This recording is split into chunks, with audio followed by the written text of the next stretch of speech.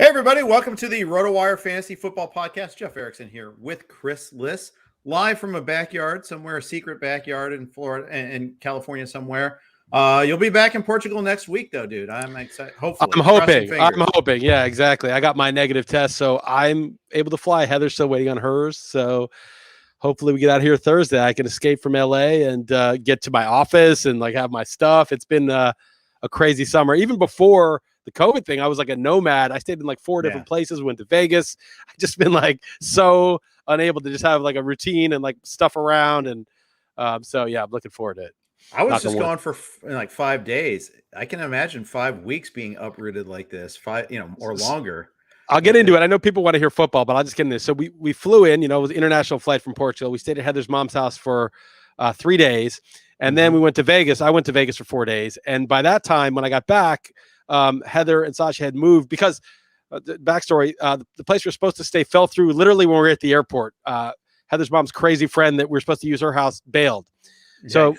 So then we got, and I knew she was crazy and I knew it was a bad idea even to go for that, but whatever. I tried to warn them.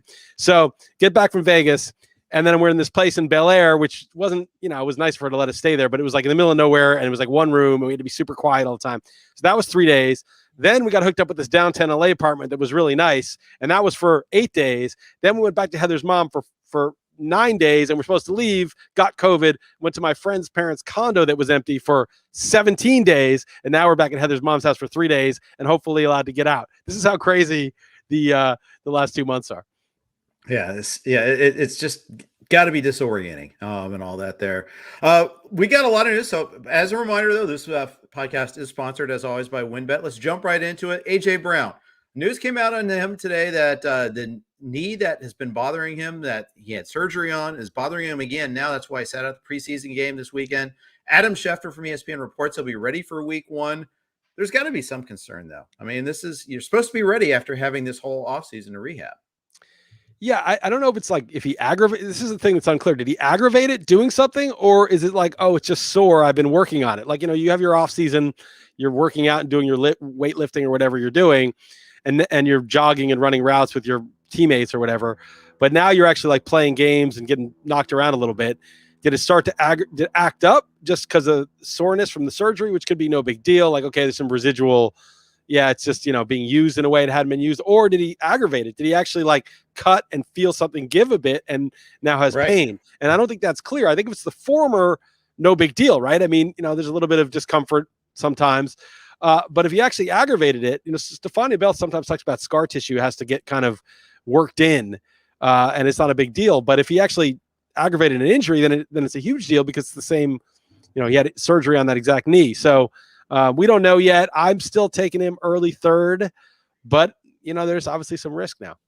Yeah, there is. And so I don't know what to do with him, but my inclination is to still keep drafting him. If you guys are following along live in the chat, would love to hear from you. See what you're doing with AJ Brown. AJ Brown versus Justin Jefferson. Who are you going with? I moved Jefferson over him. I moved him just behind Jefferson. I haven't had McLaurin still, but those 3 guys are very close for me. All right, A.J. Brown versus Joe Mixon, who we spent plenty of time on XM talking about. Probably. I don't know. That's PPR league. We'll stipulate PPR.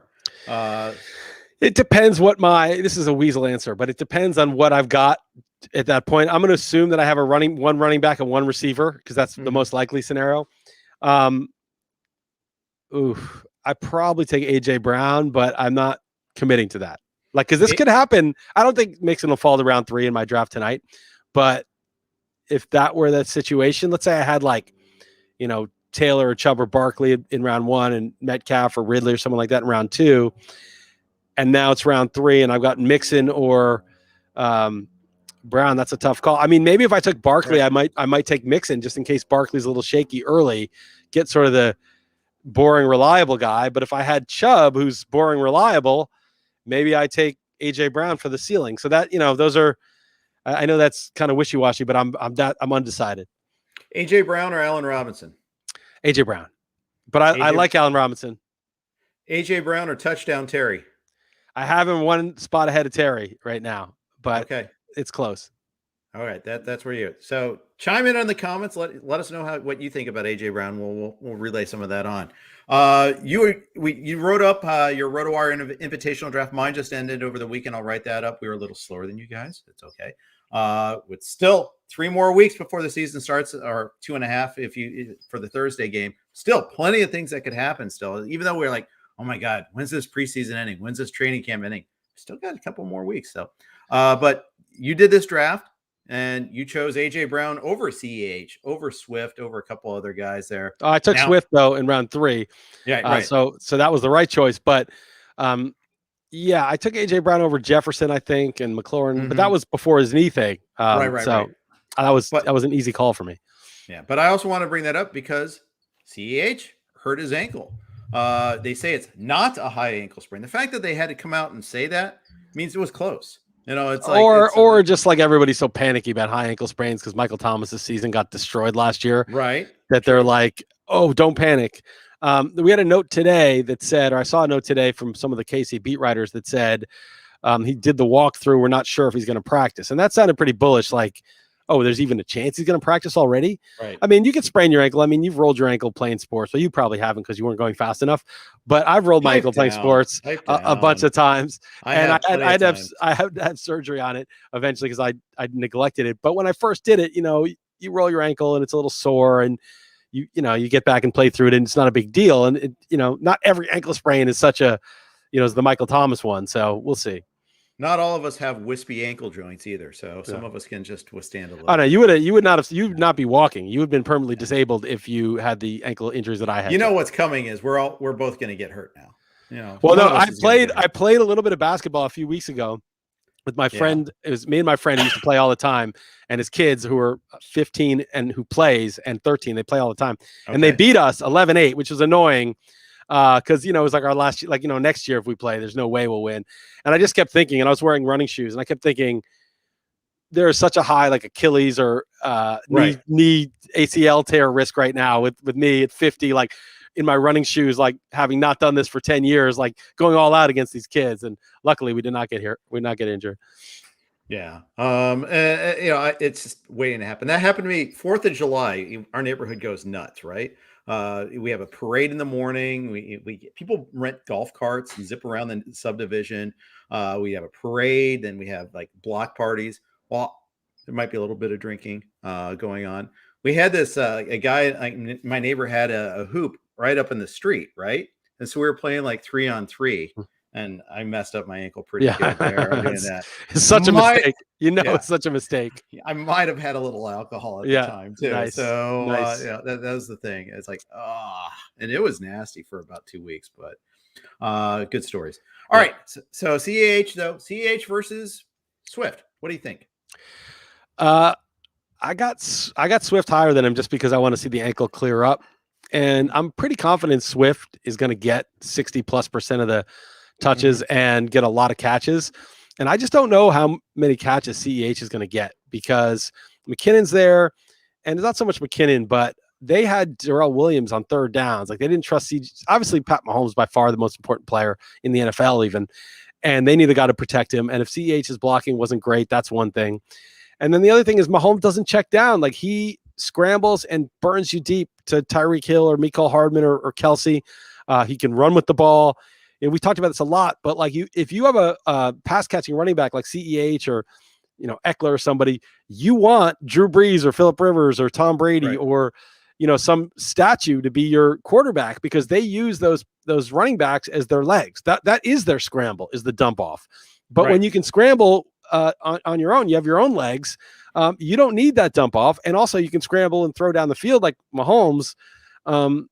You just never see Russell Wilson or Mahomes or, Lamar Jackson or Kyler Murray having running backs that get tons of receptions. It just doesn't happen.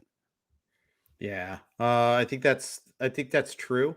So it's interesting there. I worry, Swift is not a picture of health himself though. He's got his groin thing and he sat out the preseason game because of that. They said he did some team workouts though on Thursday. So we'll see about that. But there's also Jamal Williams there. And Jamal Williams is a threat. He can catch passes too. We've heard a lot of talk out of the offensive coordinator talking about 1A, 1B and all that.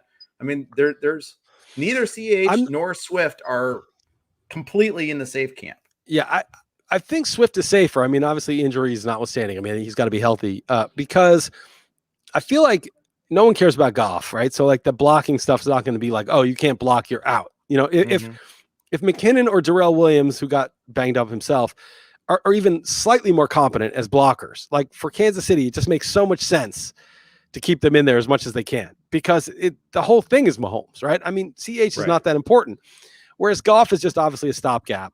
They just kind of took him on as part of the huge haul they got for Stafford. And so they will, and Goff is a check down guy. Like he will check it down. And so it's just such a better situation. So even if Jamal Williams splits with him, Swift could still get 65 catches. I just think like the catch floor for Swift is so much higher. Now, of course, the touchdowns and like just being in an incredible system is so much better for CEH. So, you know, they're close, but in terms of floor, I think Swift is higher. Yeah. I mean, Casey runs those awesome screen passes. It's just you want them to be to CEH. Well, they're designed they have wheel routes from their running back, and Kareem Hunt used to run those, and Damian Williams would run those, and they have a lot of big plays, right? So CEH will get big plays in the offense, but it's not the big plays that you really want. You just want those easy, cheap PPR points. You want those 70 catches, 65 catches, and CH could do that. That's what he was in college. It's just that they didn't do it last year, and again, the mobile guys just don't deliver for their pass catching running backs. That's true. And so that's why Dobbins should probably be lower on some people's lists. He's in that conversation with Swift, CEH, and Mixon. Yeah, I just moved him down below Mixon. I had him ahead of. So there's two different tides pulling me. One of them is always bet on the next up and coming running back. If you know Dobbins is good and he looks pretty good, bet on him. Don't bet on Mixon, the old guard. Now Mixon's 24 years old, but he's had 3 or 4 full seasons. The spring is not as much in his step as these young guys. Always bet on the new crop. Running back is a young man's game. But then the flip side is that, you know, as you said, Lamar Jackson, he's just not going to check it down. He's going to take off when there's problems, when things break down. So it has to be a designed play, a designed pass to Dobbins. And they're just not going to call enough plays. I mean, the way you rack up the PPR points is when no matter what, you're the default. You're the guy that when things break down, they go to every single time. So you get your design passes, which happen now and then, but then you get your, you know, just everything that goes through you if there's a problem. And that just doesn't happen with the Ravens. And there's Gus Edwards to take on goal line. So Dobbins, I want to bet on him because he's good and the team is good, but I probably won't have him.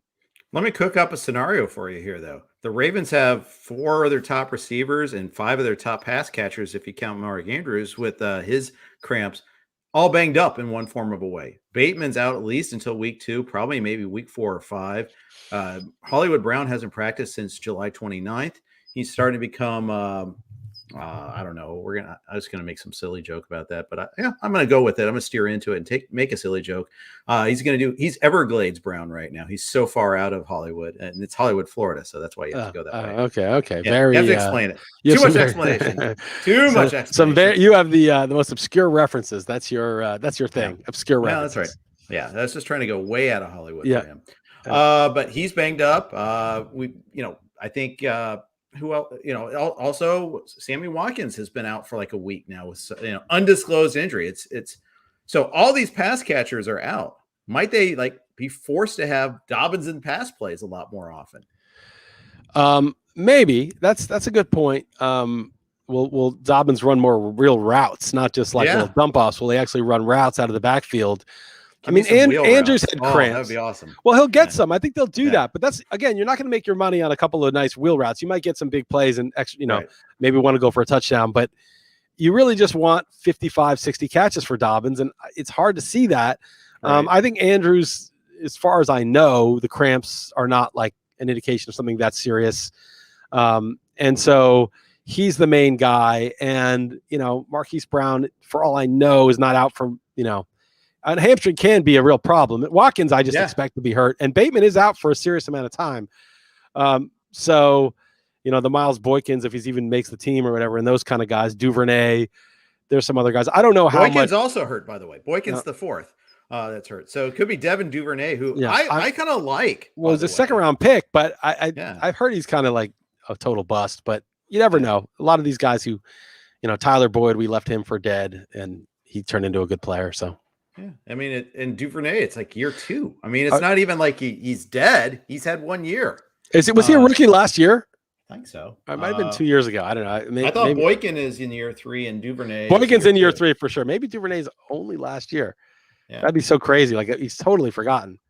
He is. He was a 3rd round pick. It was a third. It was a third. He was a 3rd round pick, 96, late 3rd. Also, that's what it is. But he only had the COVID year. So that's right. Yeah. It's kind of early to write him off. Yeah, I think so too. Before we go on to more news here, a quick note from one of our sponsors. If there's one thing that we appreciate here at RotoWire, it's making good decisions, and even more so, making the right decision. Listen up, folks. I have an incredible offer for you with RotoWire's newest partner, WynnBET, the premier digital casino and sportsbook app. WynnBET is now the exclusive sponsor for RotoWire's fantasy podcast. WynnBET brings you all the latest action with a user-friendly interface, moneyline bets, boosted parlays, over-unders, round robins, live betting, and so much more at your fingertips. Want a break from the sports betting? Head into WynnBET's digital casino and take a spin on roulette. Double down in blackjack, slam the slots, or try your hand at baccarat. WynnBET is currently available in 6 states: Colorado, Indiana, Michigan, New Jersey, Tennessee, Virginia, while rapidly expanding. At WynnBET, the possibilities are limitless. WynnBET is currently offering all RotoWire listeners a risk-free bet up to $500 on your first wager.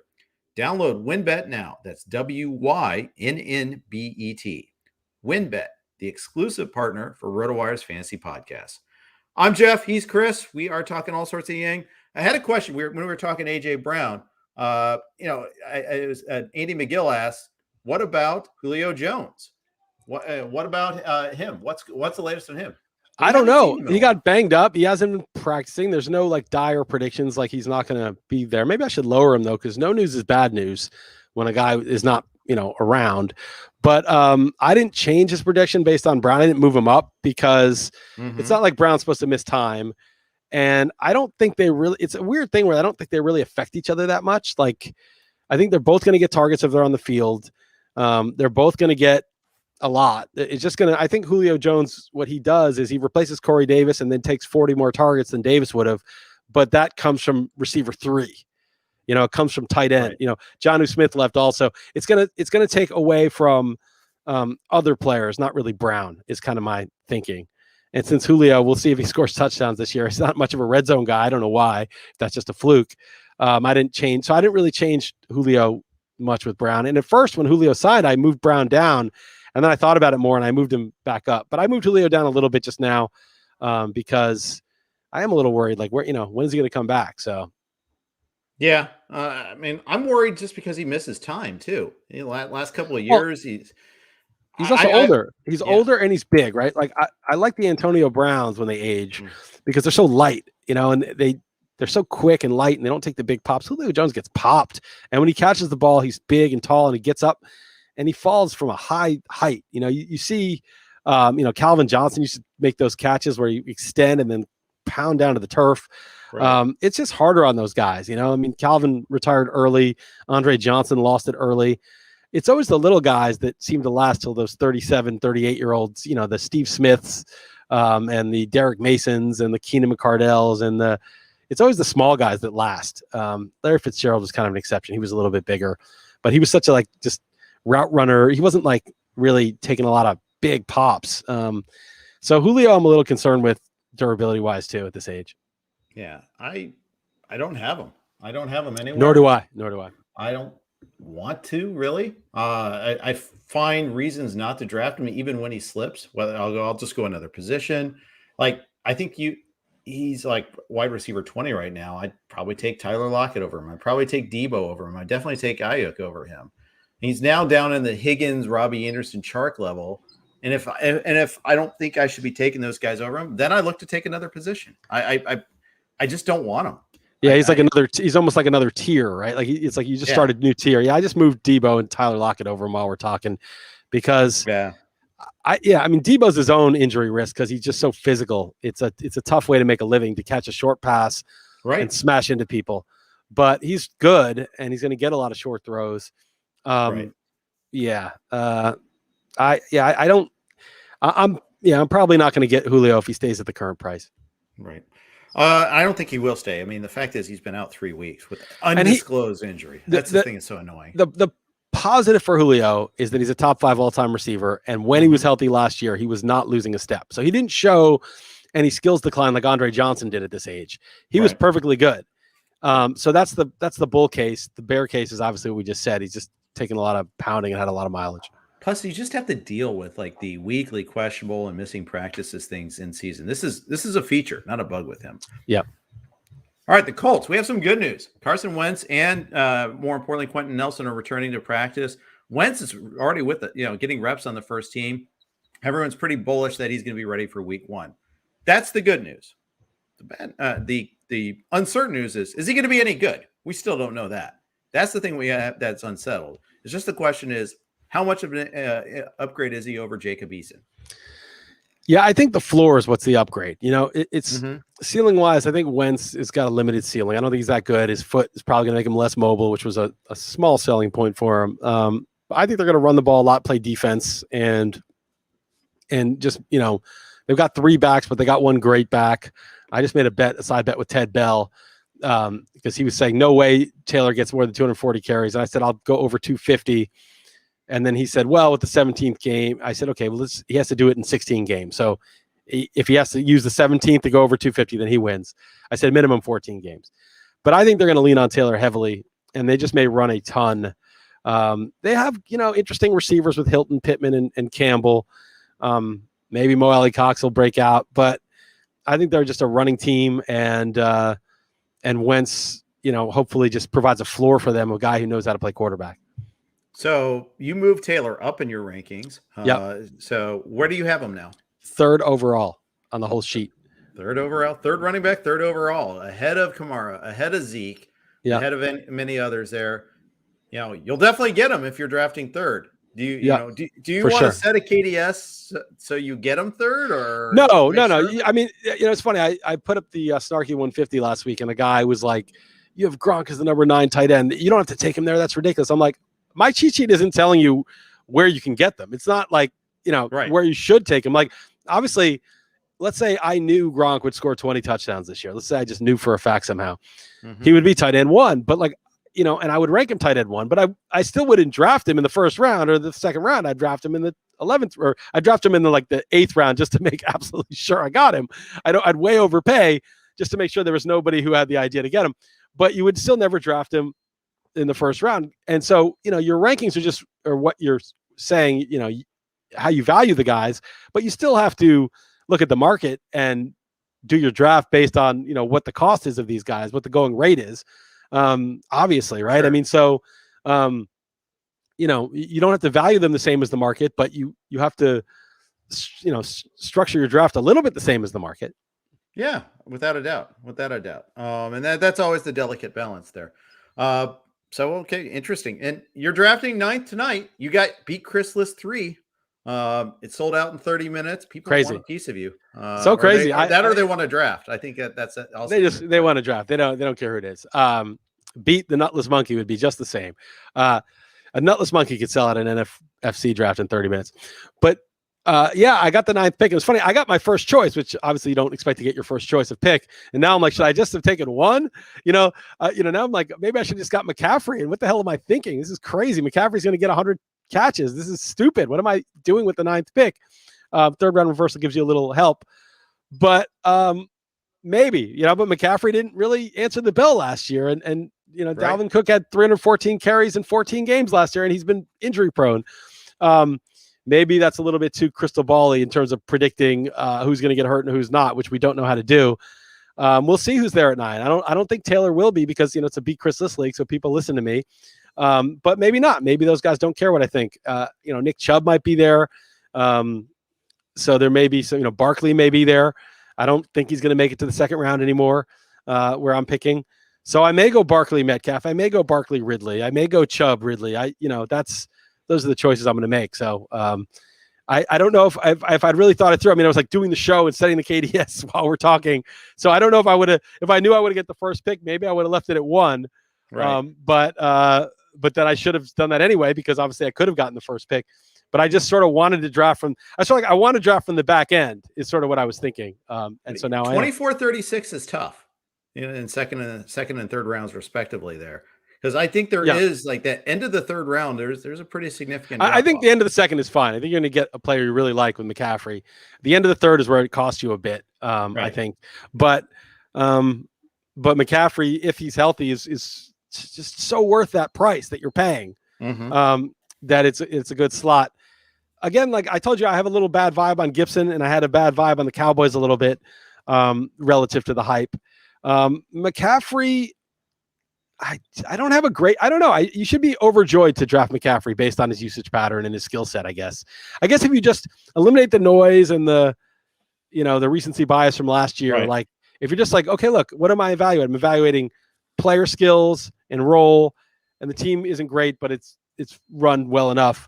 McCaffrey, I mean, he's my number one guy because he has the best combination of those things. And we can say, well, he's small and he got banged up last year, but again, you don't want to be too, you don't want to make too many predictions about injuries because it's just so random in so many ways.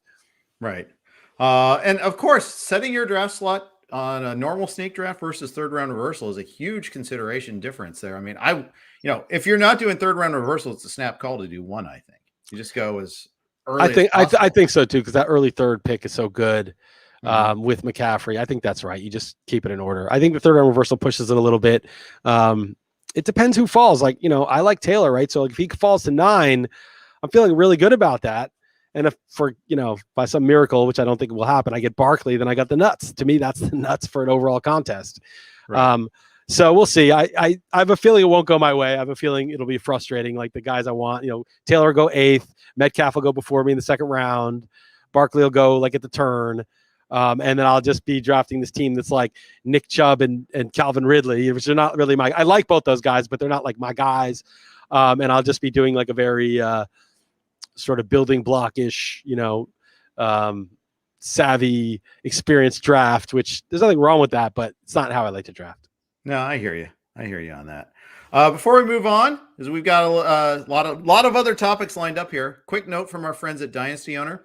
Are you tired of the same old fantasy football leagues that get canceled after a year or so? If so, Dynasty Owner has your back. Go to dynastyowner.com. New leagues for the 2021 season are forming now. Dynasty Owner unites the fun and excitement of fantasy football with the skill and strategy of the front office by incorporating a salary cap and real NFL player salaries for the diehard fantasy football fans that want the real GM experience. Dynasty Owner adds a whole new level of strategy. Are you worried you won't be able to find anyone to play in your league with? Don't worry. Dynasty Owner can help you fill your league, your league with fantasy football enthusiasts like yourself. You won't have to worry about finding enough players. You can choose to start a league, join an existing, or purchase a team from a previous owner. If you're serious about joining the big leagues, go to dynastyowner.com/RotoWire and start your dynasty today. Jeff and Chris here on the RotoWire Fantasy Football Podcast. As always, we are brought to you by WynnBET. A couple of other things I want to talk about before we talk about the RotoWire Stake League auction that we have tomorrow and auction strategy. Got some Giants news. Saquon Barkley, could go participate in the joint practices this week. That's a big step up for him. He's been only doing like 7-on-7 in drills so far. There's a chance he could be ready for week 1. Yeah. I think he will be ready for week 1. I don't know that he's going to have his full 20 carries or whatever, but I think in a 17-game season, that's okay. Like you don't need him to, you don't want to. I made the joke in the snarky 150, like we'll give your already eliminated team a huge boost in November, which is that's the bear. Like, okay, oh great, Barkley's himself. It's November. I'm 2-7 now, and now he's crushing it for me when it's too late. Hopefully it doesn't get to that point. I don't think it will. The injury, the was week 2 last year. By all accounts, he works his tail off. He's a really hard worker. He's never had any sort of issues with that.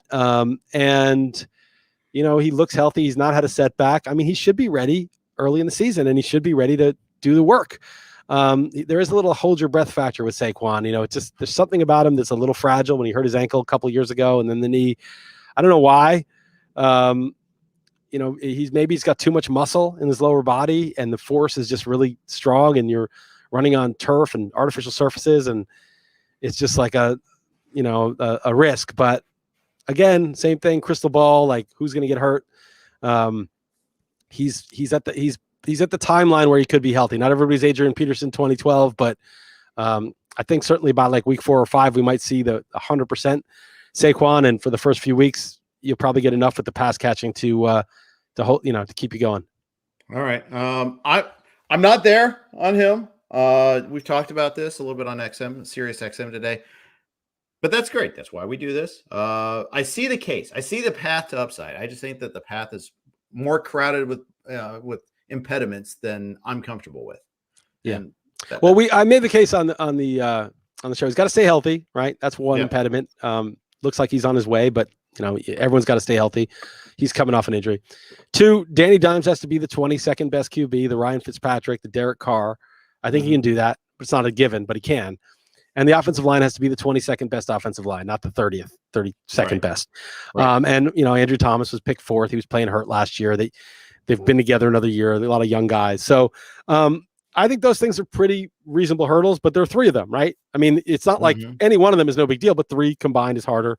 But I don't think it's like and it's not those 3 hurdles for him to earn his ADP.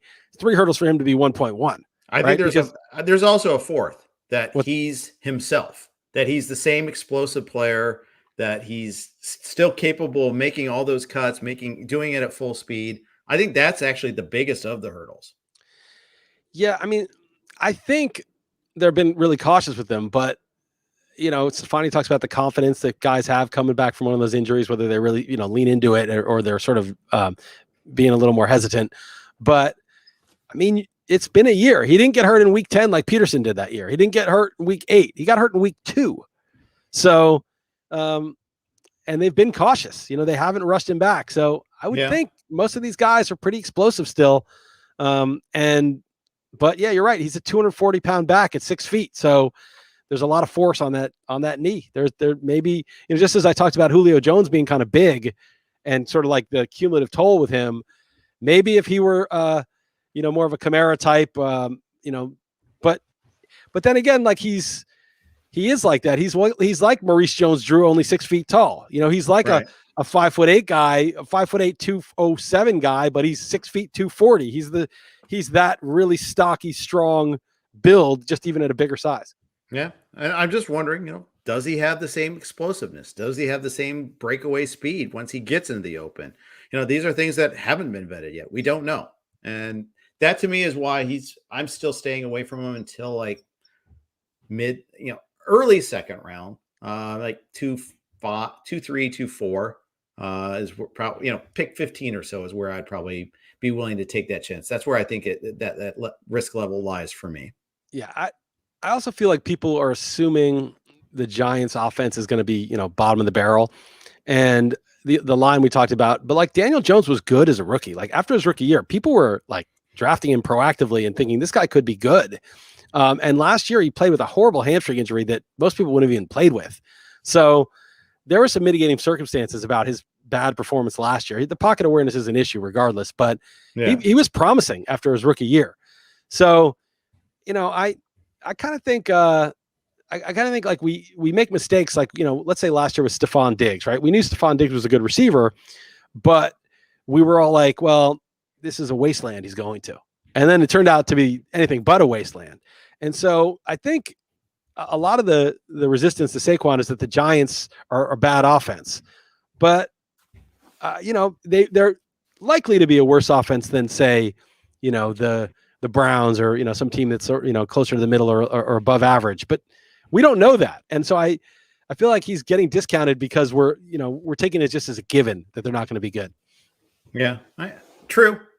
There's always that chance that, that they're better, and, it changes everything. So we'll see about that there, but I don't know. The other Giants news is Kadarius Toney, their first round pick, 20th overall, is absent again. Now he's got another injury. He sat out both preseason games. For a rookie wide receiver, I think it does matter, especially one that has some doubts raised about him. I won't even take him as an end game guy right now. And it has to be like a 10-man reserve for me to do that. I'm not interested. Yeah, I would take him late. I think he's good. I think he's, the Jaguars were going to take him if reportedly, if the Giants didn't snag him at 20. He's kind of stocky, 5'11", 190. He's about an average size receiver, 4.37 speed, super quick. And you already have Galladay with a hamstring problem, who's hurt all last year. And, Shepard apparently showed up in good shape, but he's just a possession guy. And Slayton is a nice deep threat, but probably not like a heavy workload guy. Ingram's always hurt and very shaky. I think if Tony is, he's got to get healthy and he's got to get his reps, obviously. But I think if he does get healthy, it may be one of those guys that kind of takes over, because you see that all the time, right? Like a young guy comes in, like Justin Jefferson, right? He just took over. You're just like, oh, this guy's really good. He's better than anyone else we have as an option. I could see something like that happening. So I would take him in the end game still. I'm not saying it's going to happen, but it's kind of like, whenever you see this is obviously an extreme example, but like Mike Trout comes up and we're like, oh, well, he didn't even come up. He was left in the minors, but it's like, oh, look at all those guys blocking him, like Vernon Wells and Bobby Abreu and all these veterans. Where's he going to play? And then he comes up and he's just good. Somebody gets hurt and it's like, oh, wait, this is our guy. He's not going to be the Mike Trout of football, but a lot of times the guy it's like there's like this illusion of being blocked, this illusion of there's no targets for him. Right. But when all the guys who were, a banged up Galladay, I mean, they paid Galladay. If Galladay's healthy, he's going to get targets. But there's sort of the illusion of somebody being blocked. And actually, if the guy who's a first round pick is good, as advertised, he'll just create his own role and everyone else will just adjust. Okay. I guess you convinced me that it's worth maybe an end game guy still. Yeah, he's an end game guy. There's nothing guaranteed, but I see a path basically. Okay, fair enough. Former Bengals legend John Ross isn't blocking that path right now. No, he's not. He's on the Giants, so the Giants get all those guys. They had Dante Pettis. That's why I mentioned and John Ross. Yeah. And Austin Mack. They're both questionable too. They're all banged up. Well, John Ross is like the 9th overall pick, and then or he's maybe the 7th overall pick or something, and then maybe Mike Williams is 7th and Ross is 9th, and then Dante Pettis was a 2nd rounder for the Niners. So they got all those high picks. And they used to have Corey Coleman, who was the first receiver taken in 2015. They used to have him on the team too. The Gettle Chad likes these former pedigreed guys. Yeah. Well, all it takes is like one or two of them to pan out, and then you've got a huge windfall. So I get it. And it kind of worked on defense. He got Leonard Williams. Yeah. Everyone's mocking him for trading a 3rd round pick for a guy that wouldn't even be signed, but then they extended him and he was a top 5 defensive lineman last year. So they've got a stud defensive lineman, like a guy in a 3-4 that gets pressure. That's rare, right? Usually it's your edge rushers that get pressure. They drafted, I can't even say his name. The guy, what's the guy they drafted that, it's escaped me. Aziz, Ojulari. Ojulari. They drafted him in the 2nd round, and I can't remember what the knock on him was. There was some injury worry or a knee injury that they were worried about, but this guy apparently was like a 1st round edge rusher talent. So they got this guy on the edge in the 3-4, and they got Leonard Williams is like a massive pressure guy in a 3-4, which is, as I said, rare. So this defense is good, and he signed James Bradbury. So I think the Giants are. I know I'm a homer, but I may go try to get like an 80-1 ticket on them. You should definitely should go do that now. In fact, we'll speed through this podcast so you can go drive to Vegas. Yeah. Well, I can get I still can make a legal bet here. I'm still in LA. Well, the problem is you can't in LA. Oh, California, you can't. See, I haven't been here long enough. I'm in the States. Yeah. I'll get someone else to. We'll consult on a ticket. I'll consult with somebody on a ticket. All right. There you go. Okay. Quick note here. A couple other quick notes. This one from Sleeper. What do your fantasy brothers, Steve, Katie from work, and your grandma all have in common? They're all waiting for that invite to your fantasy football league. There is no better way to hang out, no easier way to smack talk, and no more customizable platform to host your fantasy leagues on this year than Sleeper. Whether you have a redraft league or a dynasty league that's been around for 10 years, Sleeper has everything you need in one app. Incredible commissioner tools and customizations, built-in messaging, support for snake draft, auction draft, and best ball leagues, blazing fast news, stats, and scores, all in a beautifully designed mobile app and website that makes every other app feel like a horse and buggy. Sleeper is the fastest growing fantasy sport platform for a reason, and all the cool commissioners are switching to Sleeper and not looking back. Don't just take my word for it. Download Sleeper on iOS or Android and see for yourself. You have nothing to lose. It's free. I do have a league that's on Sleeper. I'm in it. And in fact, my Dynasty League is on there, and it's the Dynasty draft is drafting today. So it starts tonight. So looking forward to that.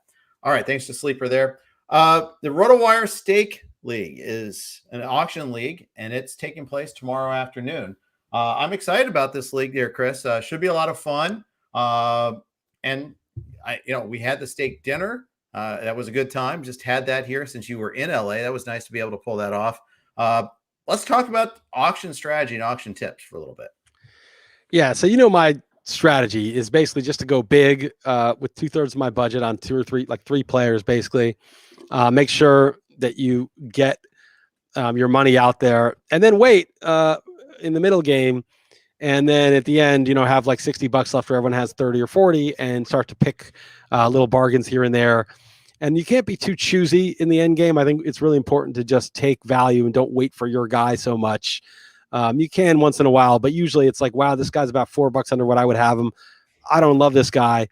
Say I'm going to give an example of a guy that I'm not really on later in the draft. Let's say it's, I don't know, Tyler Boyd, goes for like, he should go for 13, but he stops at 9. You say 9 and it stops. Like, that's great. Just take it.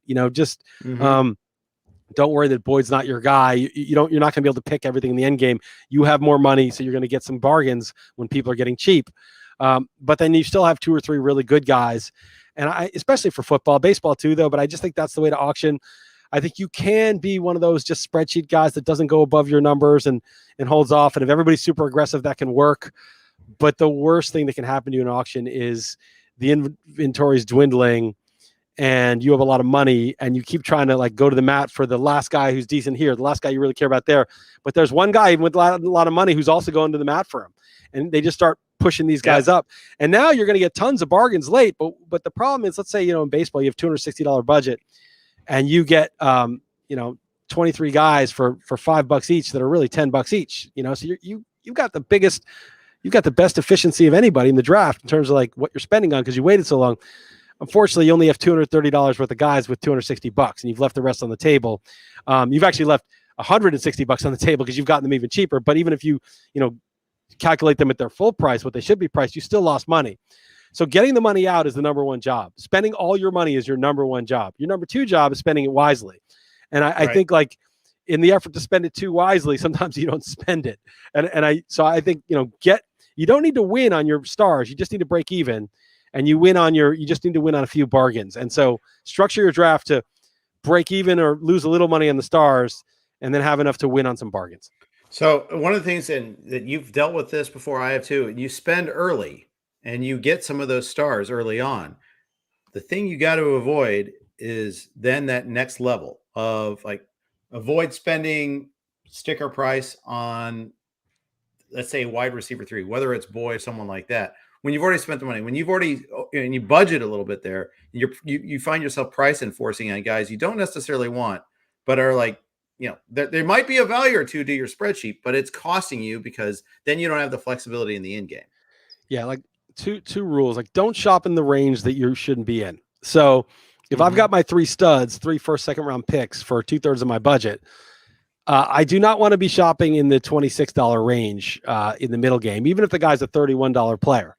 Because I'm crippling myself, perhaps, depending on how deep the rosters are, by doing that.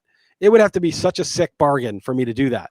But yet I've done that, and I've been like, oh, I got that guy. And everyone's like, goodbye. And I'm like, yeah, but now I'm really up against it. Now, sometimes you can get away with one of those, and it's very hard to have the restraint, especially in the end when, you shouldn't be shopping for a $6 guy. You need a $3 guy. But, in the end game. But you went to 6, and you got a guy, and now you're like, now I'm crippled. I can't get any of the guys at the end that I want. So make sure that, and then the second cardinal sin in the auction is don't miss the cliff. Like don't fall off the cliff. So there's guys in the first and second round that go for 60, 50, 45, whatever, third round 40. But there's that point in the middle of the third, the fourth round where there's a pretty big cliff, and don't go 34 on that guy. That guy might be a guy comparable might be 21 or 18. Don't just go incrementally down like it's a draft. It's not a draft. There may be a giant tier drop off, and don't. That's never get caught on the wrong side of that. I've seen people just completely screw that up. Yep, I see it at quarterback a lot. Yeah, all the time. Yeah, I see. Okay, there's 6, 7 elite quarterbacks. You don't get them, and you go up. But okay.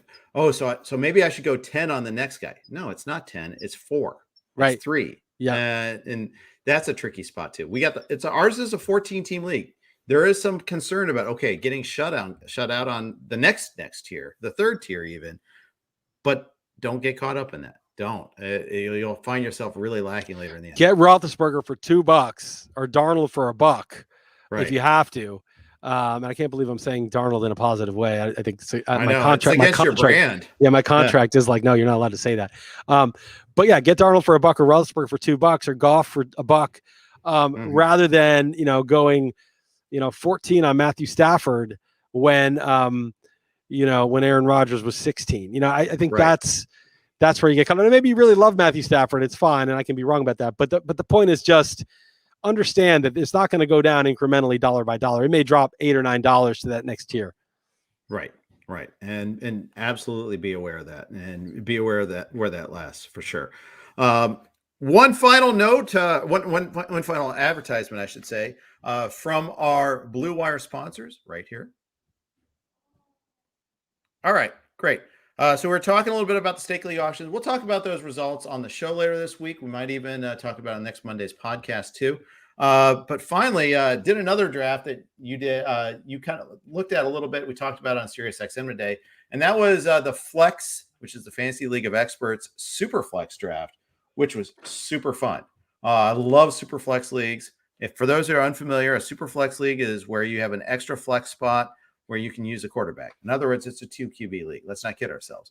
You can use a non-quarterback there, but that should be very rare unless you have like really harsh scoring requirements. Can I tell the story for the 7,000th time about how Del Don and I partnered in a high stakes league, and he was setting the lineup, and it was like 2008, I want to say.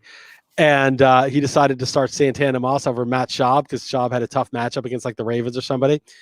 And Matt Schaub threw for like 4 touchdowns and 380 yards or something like that on our bench in our flex slot. And I saw the story so much. It's so unfair to him. Made one mistake, but I never let him forget it. And I said, Dalton, if Matt Schaub miraculously qualified at receiver next week, where among the receivers would you rank him? And he was like, 1. Yeah. So that was the last time he did that. But yes, you must start your quarterback in the QB flex, unless it's like Tyrod Taylor against the worst, or something, unless it's against maybe the 85 Bears defense. Right. Yeah. Maybe even in that case, but yeah. Or especially Baker Mayfield in one of those snowstorm things where there's no passes thrown. Yeah. Especially because there's some members of the 85 Bears defense that have already passed away. So it'd be, yes. Maybe current, that's a great line. Yeah.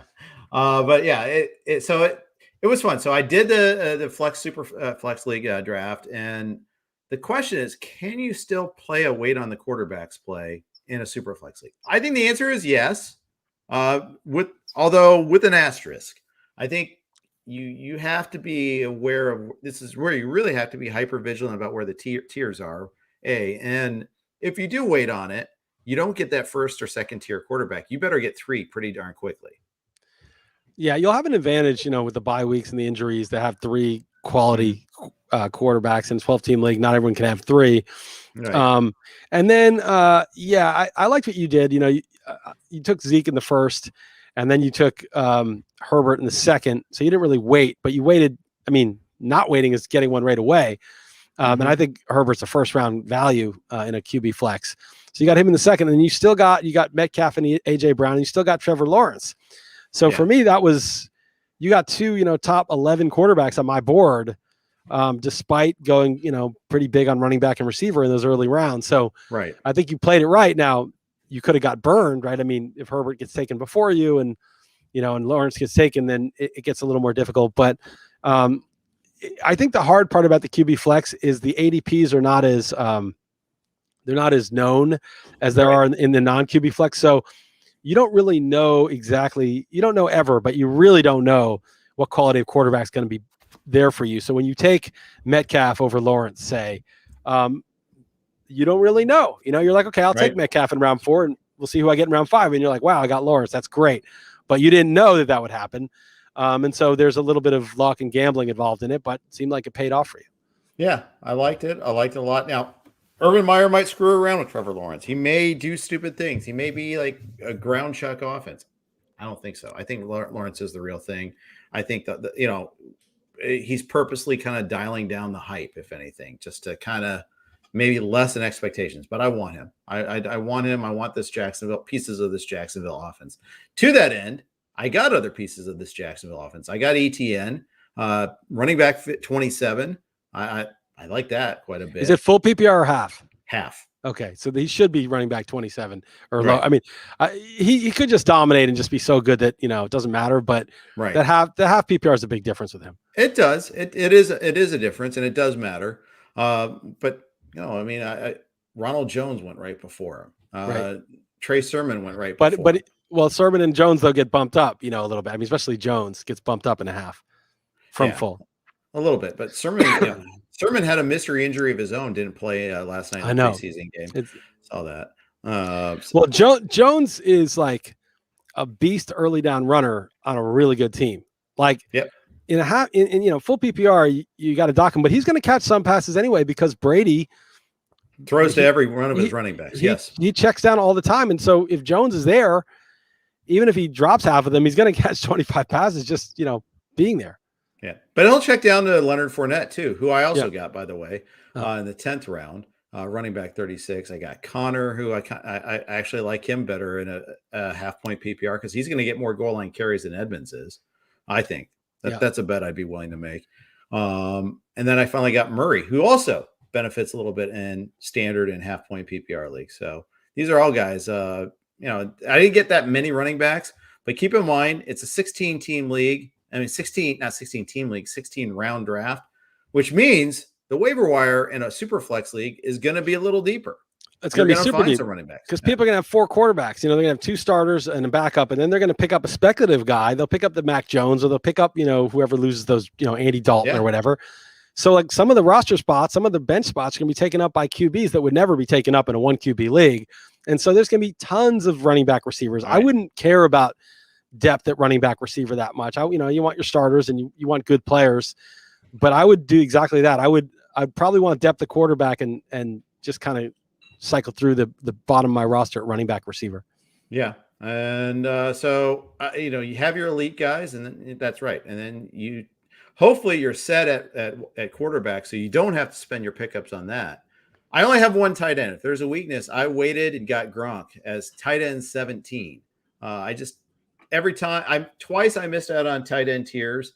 Once on Hawkinson, I took Deontay Johnson over him. I don't really regret that though. I think Deontay's going to be great. And then later on, I think I missed out on. Hawkinson too in half PPR loses a lot of the luster because he's on a bad team. Yep. And the value proposition he's going to catch 90 passes or whatever, but if it's not going to be as big of a deal, so that's fine. Yeah, I love Gronk. I think Gronk. I just think it's just obvious. He's the greatest tight end of all time. He's the same age as Kelsey. He's completely healthy after a year off. He's with Brady. He didn't do much the first couple of weeks. After that, he had 9 touchdowns, including the playoffs.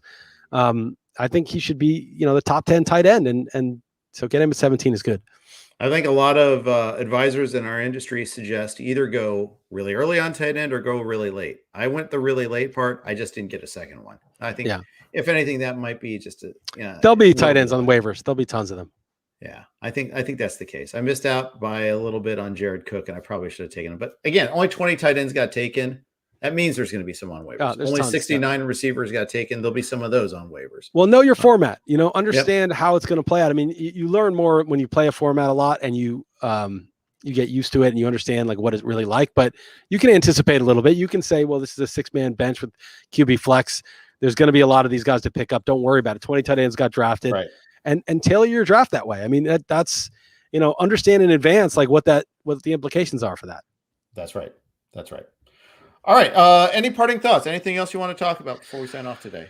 No, I'm really curious who's there at 9. I think I'm going to get screwed out of Taylor. I think I'm looking at Nick Chubb probably in round 1. That's not the worst in the world, or Barkley if I want to be a gambler. And And I think round 2, they're going to take Metcalf from me. And I'm looking at Ridley, and they take Ridley from me. Oh, I don't want to get a third tier of Hopkins. All 3 beat Chrisless leagues, but I do like Hopkins. I wanted to mix it up a little bit, but I don't want to be so heavy on Hopkins. So I got to think about it.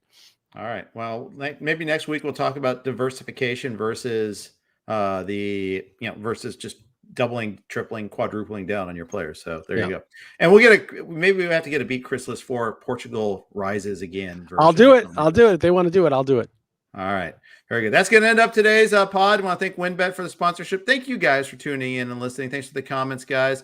We'll be back at you again next Monday, probably, depending on Chris's travel schedule. And we'll talk to you again soon. Take care.